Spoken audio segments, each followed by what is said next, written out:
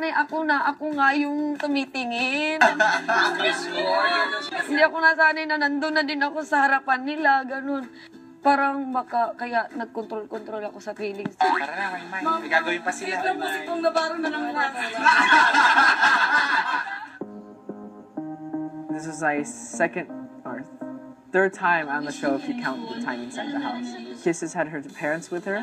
Sobrang excited kasi first time ko na may interview na kasama po yung parents ko. And Mai had her Mama Ludi with her. Si Mama Ludi. Buti na lahat pumayag siya.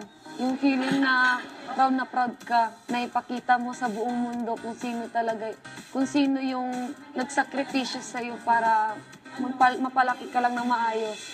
Tapos kung sino yung taong nag-ako ng responsibilidad, kahit hindi naman sa kanya. Para sa'yo po. Masaya ako kasi talagang gusto ko ipakilala talaga siya sa buong mundo na kahit may mga tao pa rin na talagang, kahit kayo wala kayong mama at papa, may mga tao talaga natatanggapin ka at palalakin ka talaga ng buong puso at mamahalin ka nila.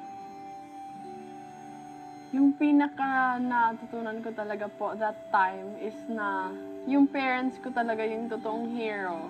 Kung meron man akong ugali na mga na-adapt, which I should be thankful for, yun po talaga galing talaga sa parents ko. Kasi sila talaga yung nag-mold sa akin.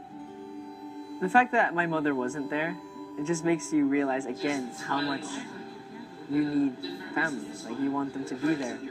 Because family, regardless of what you do, what mistakes you make, they're always going to support you. We had a very pleasant surprise after the Magandang Buhay. My dad told me a few days before, I have a surprise for you, but just look forward to it. Hello po! Excited na po kami sa ano pong ganap ngayon. Tapos sabi nila, pupunta na saan? Siya, basta, ganun sila. Na-curious ako, saan kaya? Dami namang misteryoso, ganun. Going somewhere.